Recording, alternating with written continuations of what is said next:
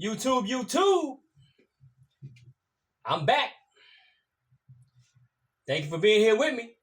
Appreciate you. I know it's been a cool minute. My apologies on that one. I've been so busy. Man, I've been busy. Work is literally work. I'm working some long hours these days. And it's paying off, of course. That's how I like to be. I'm a hard worker. But I haven't forgotten about you, YouTube. If you're one of my loyal listeners, loyal viewers, and you've been looking forward to content, I'm sorry to disappoint you the last couple weeks. On top of being busy, it's just been unbelievably hot around here too. Last week, man, we had a heat wave coming through the Bay Area. I don't know where that thing came from, but man, they was talking about La Nina was right around the corner, bringing rain. But instead of La Nina, we got El Diablo. That's what we had. Man, it was hot, man. It was hot. It was times when I was working, starting working like 2 a.m. I'm out there hauling cars, looking for cars to haul, and I'm sweating at 2 o'clock in the morning. Ain't no sunshine in sight. So you can imagine how the afternoon got and into the evening. So that drained a lot out of me, you know what I mean? On top of working the long hours, it made it real hard to come home and find time for videos. But I'm squeezing one out for you tonight. I don't want to keep you waiting any longer than necessary. And for those of you out there who counted me out, who may have been wishing bad on me, you got to remember, I'm still here. God's will still has it for me to still be here. So it don't matter what your wishes are if you have ill intent with those wishes. Still here, baby. That brings me to another point I wanted to bring up. Because if you start wishing ill intent on someone else, karma just might kick in for you. And those will intentions that you have and want for someone else may just come full circle and hit you instead. So that brings us to story time, baby. Story time, story time, story time. I have good ones for you all the time. So the other day, in case you may have forgotten, I deliver cars for a living, brand new vehicles. Haul them onto 9-car trailers. That's what I do. So I get to this dealer one particular afternoon. Nothing special about it. But I get to the dealer, and the person that normally checks in the cars that I deliver to them wasn't around. So I'm twirling my thumb, and I'm waiting on somebody to help me. So time goes by, and time is of the essence when you're a car hauler. Because you got to get those cars on the truck, delivered, and off the truck, checked in, and get out of there for your next load. The loads never stop. The day never stops. So I'm standing around waiting for somebody to help me. And a manager looking type gentleman walked by. He had his dress shirt on and whatnot, and his slacks on. So I said, "Hey, excuse me, sir. Would you happen to know anything about the parking situation for us car haulers when it comes to delivering vehicles to your establishment?" Basically what he said was, "Well, what do you mean?" I said, "Well, the last time I was here, the person who checks in the cars had mentioned to me that the big rigs that have the cars on them are supposed to pull around the back of the building and offload there. Because a time or two beforehand, I was unloading on the street in front of the establishment. not blocking anything, but just I happened to be in front of the establishment. And I had no problem doing that. I would have ran the cars back and forth, until I got them all off the truck. But as soon as I pulled up, the person who checks in the cars, we're going to leave names out of this too, by the way, and the actual dealership. None of that's really relevant at this point. But the person who checks in the cars ran up to me and told me, hey, no. You don't offload here. He hopped in my vehicle. We drove around to the backside of the dealership. He showed me, this is where you park and offload your vehicles. Now keep in mind that where I had to park to unload the vehicles was a one-way street with one lane on that one-way street. So I was forced to park in the middle of the said street, which means anybody that came behind me wanted to get by had a rude awakening. And the person who told me to offload these cars back here told me that there's a designated area for car haulers to park, which is like a little cutout off that little one-lane road. However, all the employees that work at this establishment tend to park there day in, day out. So that little cutout, which is designed for big rigs to park and unload, is always filled with employee vehicles. So I'm forced to take up the whole road, the whole lane on that particular small road. Went through no problem the last time I was there. Other than people that reside in that area come around the corner and they're stuck. They see a big rig that's preventing them from getting through. And they're looking at me like I'm the bad guy. They're looking at me like, what the hell are you doing blocking the whole road? When I'm instructed to do so. And in fact, I had no other place to offload these vehicles. It's just how it gets sometimes in the world of a car hauler. So that time had came and went. So I was coming again to the same establishment like I had mentioned.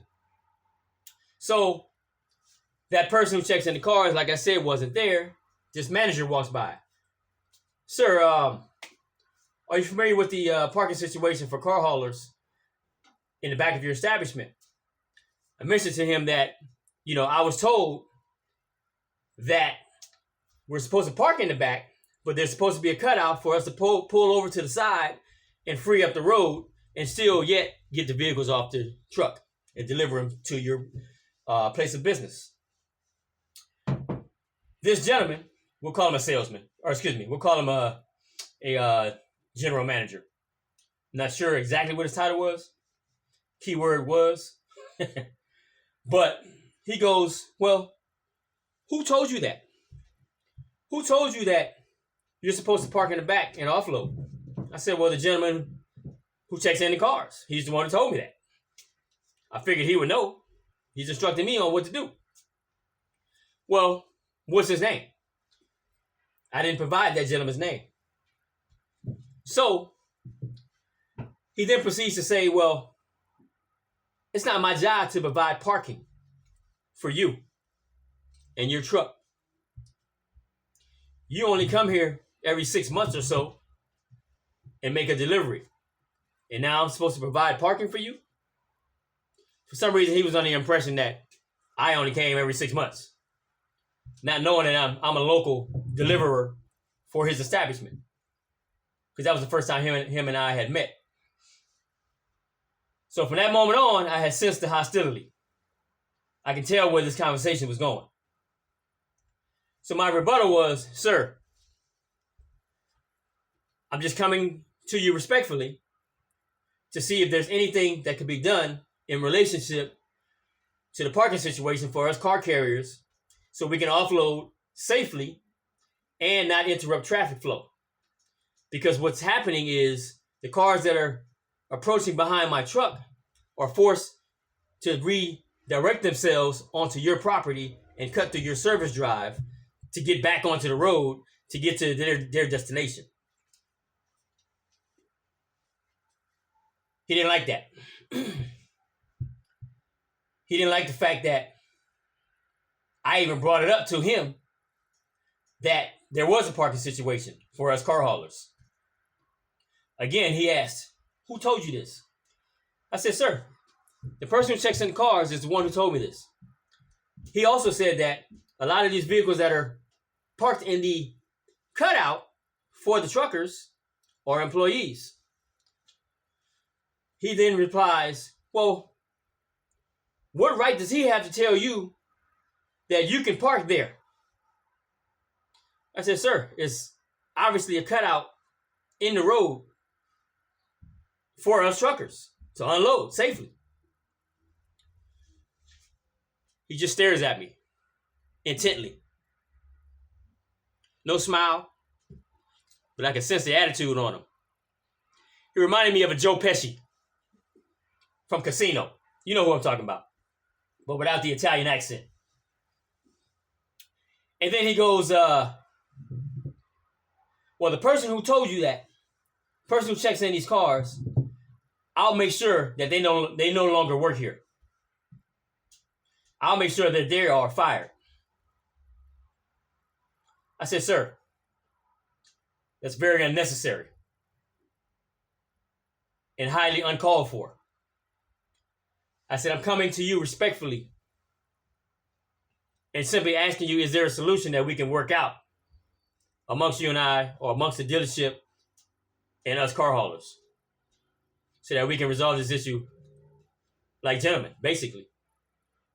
Because I don't want to have to redirect people through your property, through your service drive, in order for them to get out of here. I don't want to have people upset at me, potentially causing road rage because they can't go about their business, go about their day."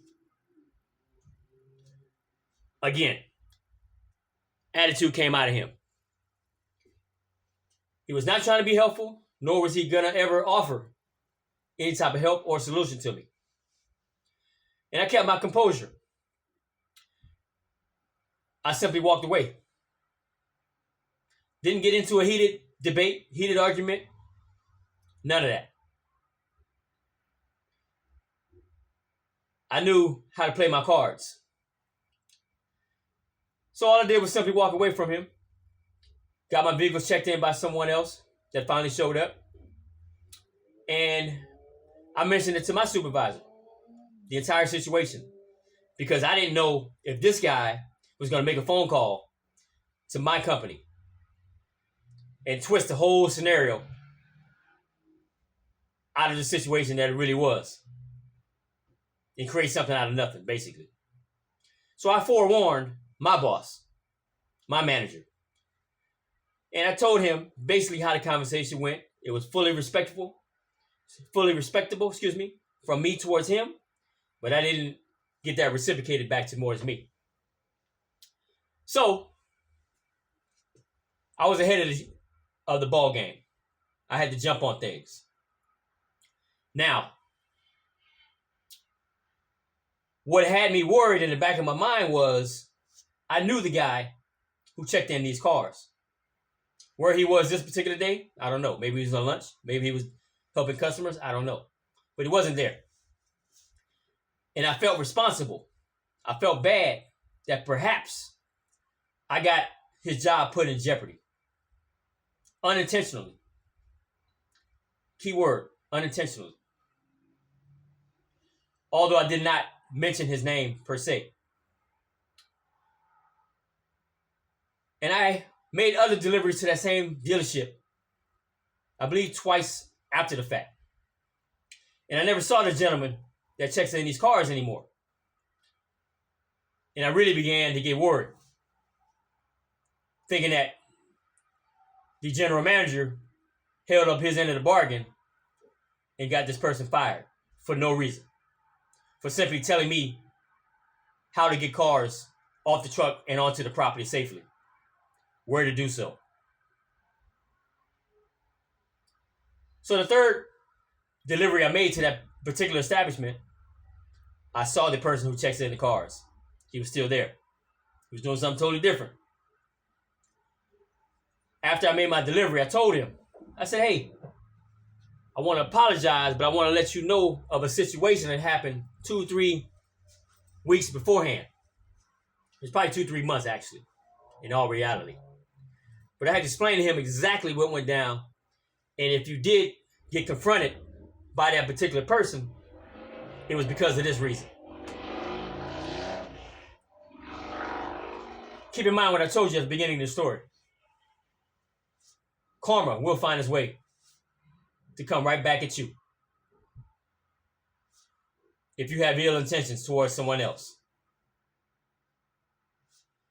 This person that checks in the cars told me that general manager has issues with a lot of the personnel at that establishment.